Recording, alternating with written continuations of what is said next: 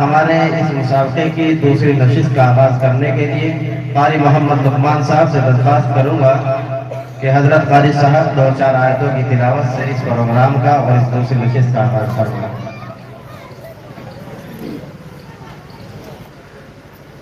أعوذ بالله من الشيطان الرجيم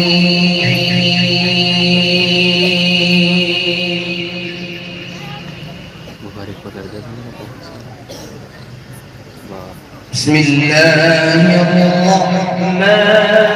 الرحيم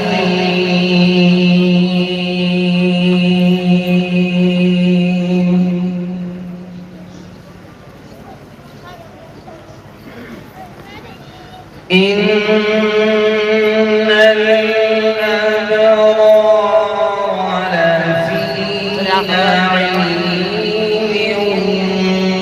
وإن الفجار لفي جحيم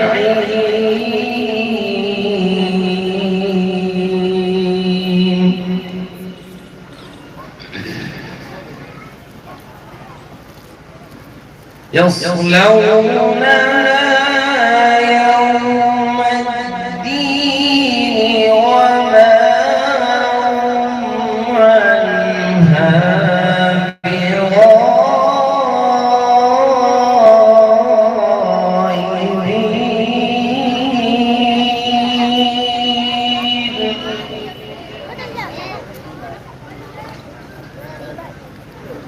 وما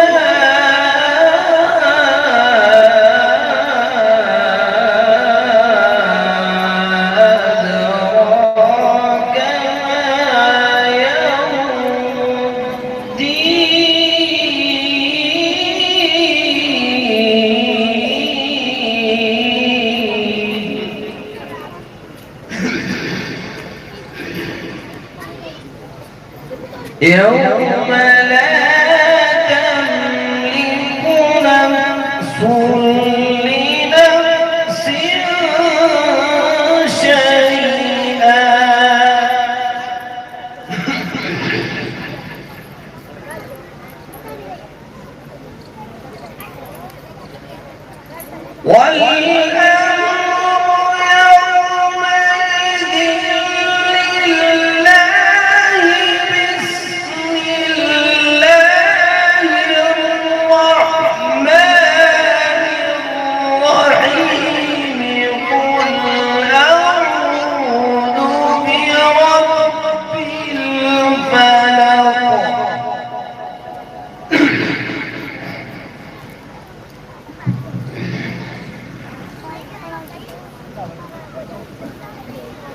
من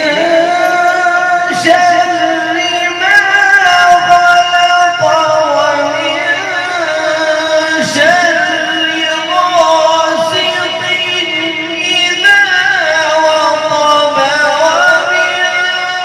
شر النفاثات في العقد ومن شر